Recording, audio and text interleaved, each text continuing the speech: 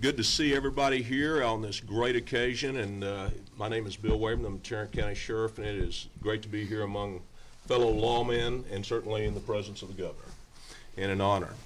You know, there's never been in history such a heavy burden put on a sitting governor as what we saw happen at the border last year. And through that fog of war, as the federal government stood down and forsake their constitutional duties and their oath, our governor, Greg Abbott, stepped up into the gap. And as we faced an overwhelming amount of people coming across our border, along with having to deal with the cartel and the evil tools, including thousands of pounds of illegal drugs like fentanyl, Governor Abbott stepped in the gap. And he did what he could to protect not only the state of Texas, but this great country. And I think that's why you see the vast amount of lawmen and lawwomen here supporting him. And that's why we endorse him today. Thank you, Governor. Thank you, Sheriff. Governor, I want to say a few words. Success always follows leaders who are well prepared. Governor Abbott is a leader with a stern character who has kept his word and has helped us, Texas sheriffs and border sheriffs, secure the border. Not only has Governor Abbott been constantly pushing to secure our border, but he has also been constantly searching for resources to fund local law enforcement agencies, which have empowered us to continue doing our jobs and to keep Texas safe. Governor Abbott has stepped up to secure our border and our Texans.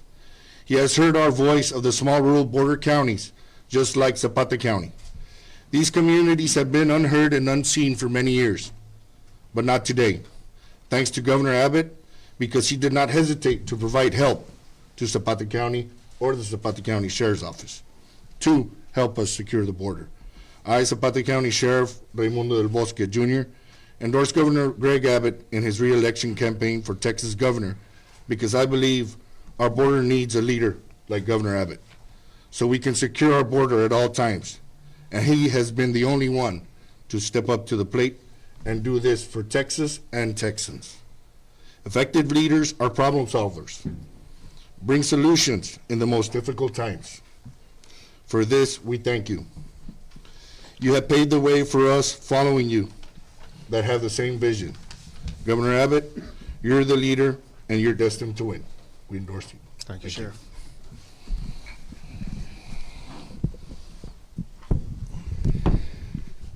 I'm A.J. Louderback, retired sheriff out of Jackson County. And make no mistake about it, here in the state of Texas, with all the people in the state of Texas, the men and women of the state of Texas, the men and women of law enforcement, no governor has done more for border security than Governor Greg Abbott. That's why these sheriffs are here. That's why law enforcement are here. That's why we have the Department of Public Safety and the different men and women and the different agencies, from the U.S. Border Patrol to our ICE agents, that have been really devastated from the Biden policies which have caused this devastation upon Texas. With Governor Abbott, we stand firm. We support Governor Abbott and the moves that he has made to protect Texans. Thank you, sir, very much. Thank you, AJ.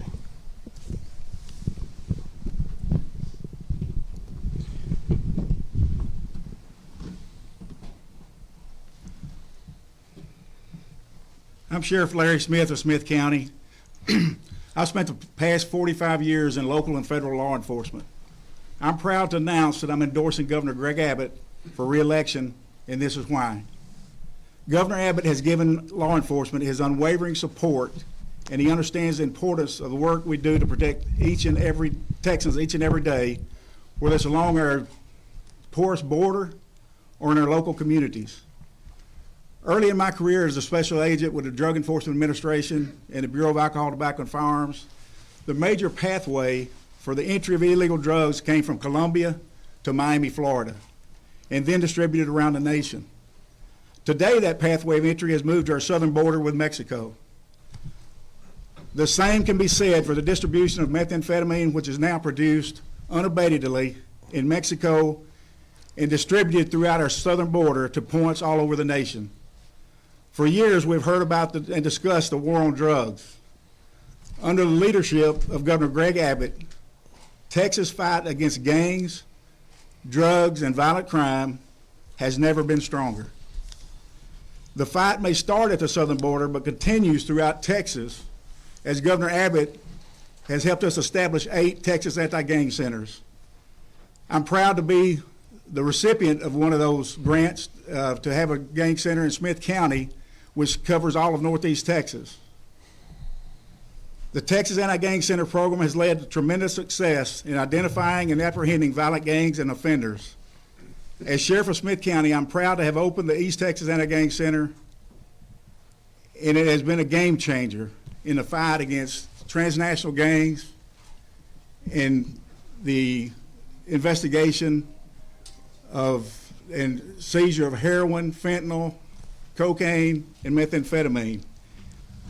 In an era where some politicians are trying to defund law enforcement, even in Austin, Texas, as far as that goes, Governor Abbott backed the blue by signing laws that punish communities that make these reckless decisions.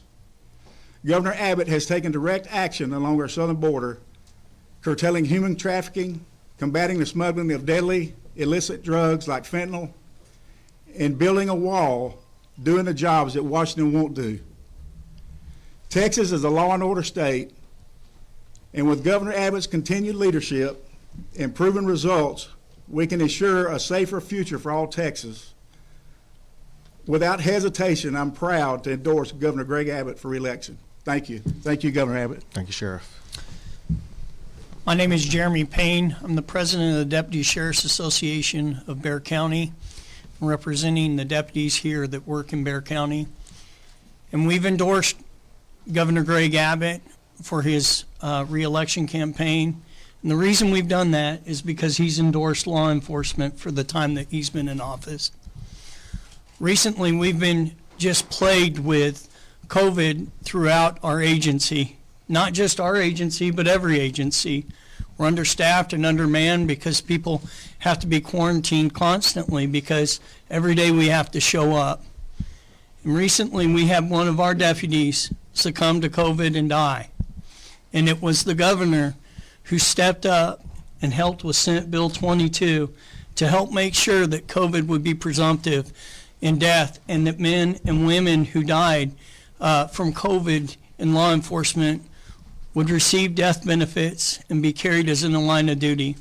I'm happy to say that a couple weeks ago, after long fights with insurance companies and those types of deals, one of our deputies, Tim De La Fuente, his family received death benefits from the state and the county, and none of that would have happened without the strong leadership of Greg Abbott.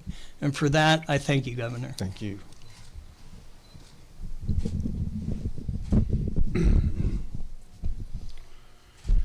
My name is Marvin Riles. I'm the president of the Combined Law Enforcement Associations of Texas, KEYE. I'm also a deputy lieutenant in El Paso. I'm here representing over the 27,000 men and women of this great state of Texas and endorsing Governor Abbott for re-election. Governor Abbott has been an advocate of law enforcement, as you've heard from these gentlemen, and I'm very honored to be sitting here in front of all of these gentlemen. I was fortunate enough to sit with the governor towards the beginning of the year last year at a round table where he set out his goals of what he wanted to happen in the legislative session. I can tell you he's a man of his word. What he did to stop the defunding of police officers, to help in bail reform, is unsurpassed. For that reason, it gives me a great honor to say that KEYE, the state's largest union representation of officers in this state, is honored to endorse Governor Abbott for re-election. And it also gives me a great honor at this time to introduce to you all the governor of the great state of Texas, Mr. Greg Abbott. Thank you. Thank you.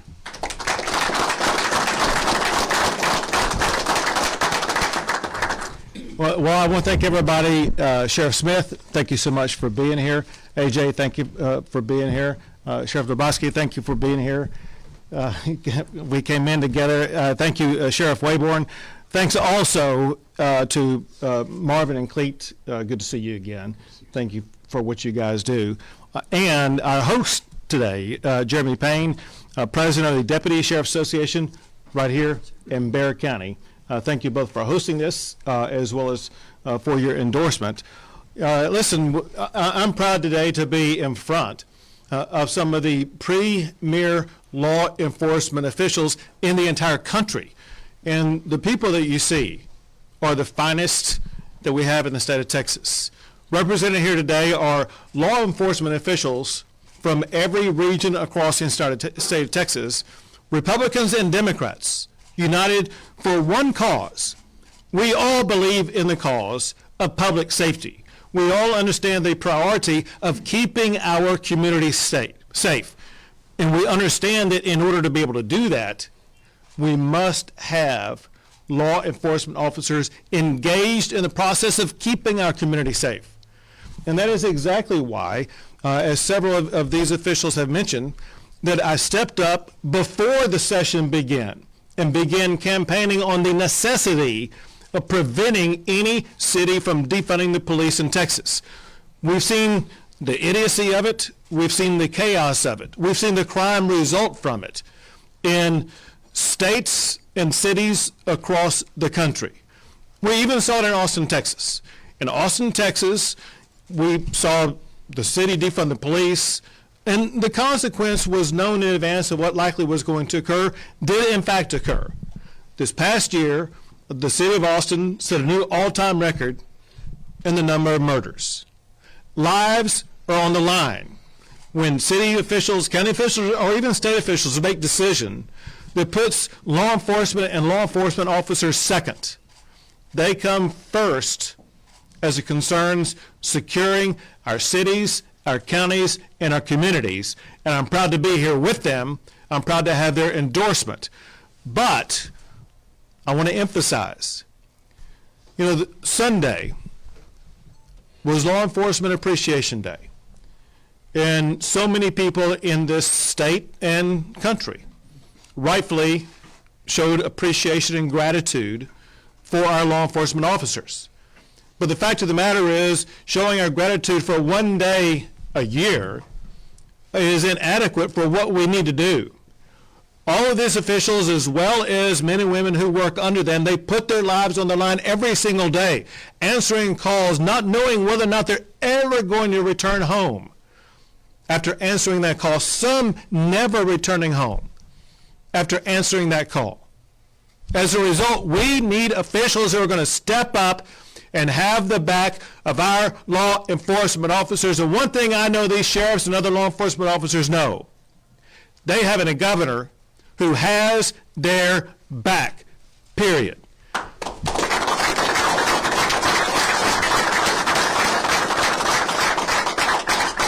So one thing that we did was to defund any city that defunds police, and appropriately so, the city of Austin immediately began refunding all the money they had defunded. But it's more than that. I also signed laws to protect law enforcement from dangerous rioters. I signed a law making it a felony for anyone to use fireworks or lasers to interfere with official police activity. When our nation saw a rise in targeted attacks on our law enforcement officers, I promised that we would protect our finest. And today, it is a hate crime to target a law enforcement official simply because of the uniform that they wear. And when the Biden administration opened our borders, putting an increased burden on our local law enforcement officers like the sheriff from Zapata County and some other counties who are represented here today, they're having to deal with the consequences of these open border policies. And that's exactly why I stepped up. You guys were overworked and understaffed. And that's why we provided you additional resources, but it's why we're also down there ourselves with the strongest border security effort ever by any state ever in the history of this entire country.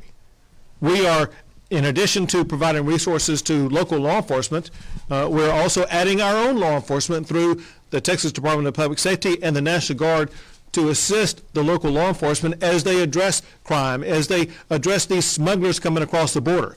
And by the way, I signed a law this past session making it easier for prosecutors to actually prosecute the crime of human smuggling. We also passed a law to make it easier for these law enforcement officials to prosecute people for trafficking in fentanyl. Fentanyl is the most deadly drug that we see on the streets today. 2 tiny milligrams of fentanyl, two things smaller than a grain of salt, is a deadly dose. And we have seized more fentanyl in Texas than is enough to kill every man, woman, and child in Texas, California, Illinois, New York, and Florida combined. What's coming across the country is deadly, and the people who are in the front lines trying to stop that are the men and women you see in front of you and represented by those who are in front of you. Also, we wanted to make sure that we would crack down on the heinous crime of human trafficking. Today is Human Trafficking Awareness Day. I was talking actually with one of these sheriffs about what they are doing with regard to cracking down on human trafficking. We must eradicate this abuse, especially of women and children, many of whom, maybe most of whom, cross the border having been victimized by human trafficking. We will not stop until we eradicate human trafficking in Texas. That will not occur without all these law enforcement officers stepping up, assisting in that effort. The fact is, Texas is stronger when we support our law enforcement officers. I am running for re-election to ensure that no radical will ever defund law enforcement in Texas. I am running to make sure that the law enforcement officers in Texas receive the support they need to keep Texas safe. So thank you again for your endorsements. I look forward to working with you as we continue keeping Texas the land of the free and the home of the brave. Thank you all. Thank you, Governor.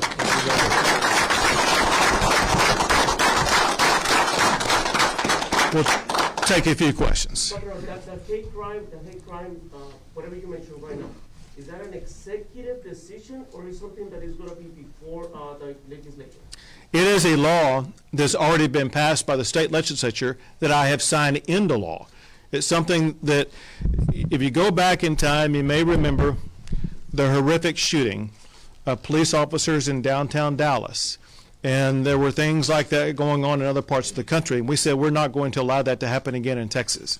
And part of the many things that we did in response to the horrific shooting of the police officers in downtown Dallas was to pass this law, making it a hate crime to shoot or attack a law enforcement officer simply because of the uniform they wear. One more, just a follow-up.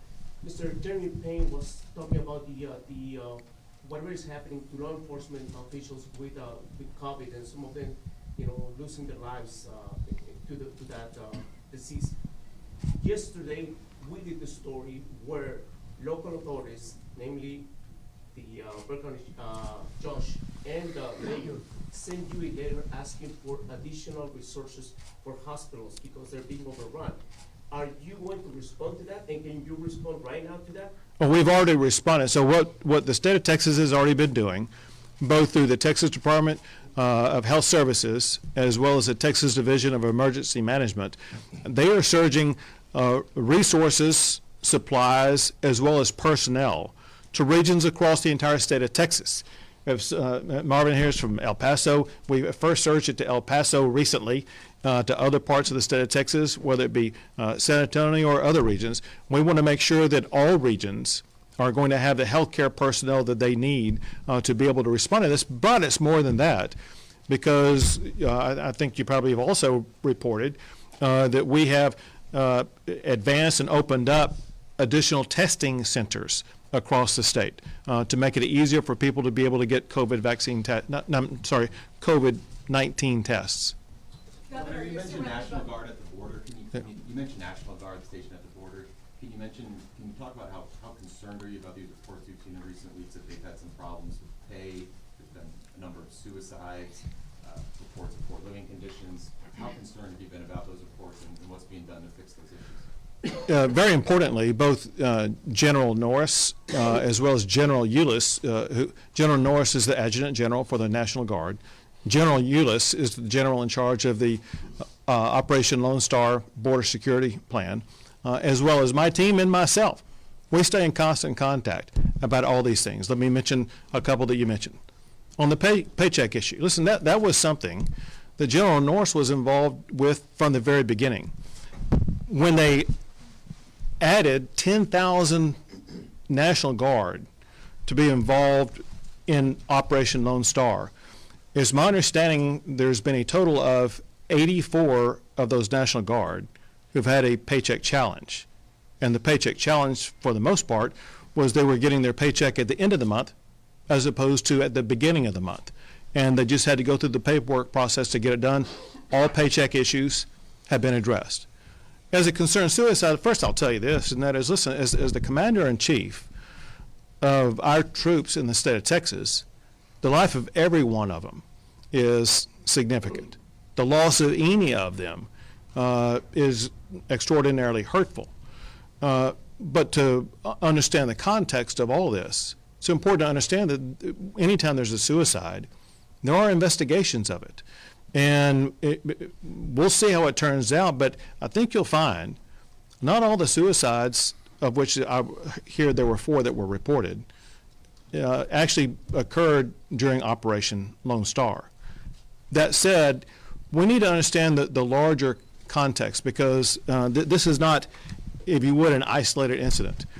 Let me go over the numbers of just the months of July, August, and September of 2021, which is the third quarter of 2021. In the United States military, there were 163 suicides in those 3 months, 37 of whom concerned National Guard. For the first 9 months of last year, under the Biden administration, there were 476 suicides of United States military members. I point that out for a couple of reasons. First, to understand that what may or may not have happened in Operation Lone Star is not an isolated incident. But second, it is offensive for any of these people raising the issues to politicize the issue of a military member losing their life. If they are saying something about what's happening in the National Guard in Texas, why are they not at the very same time saying something about President Biden and having lost hundreds of members of the United States military losing their lives to suicide? Why are they silent about that? The answer, they're just playing politics. The life of a soldier, far more valuable than the words of a politician playing politics. One more question. Governor, I want to ask you, instead of customers for CPS paying a rate hike to make up for last year's winter storm, should CPS management take a pay cut? So with CPS, to be honest, it's a little bit more complicated than some others. If I recall correctly, CPS was actively involved in the entire management of the grid also. And CPS, there are, put it this way, there's a lot of complexities involving CPS. And they're going to have to make their own decisions about what is the right pathway forward. Thank you. Governor, you're surrounded by more than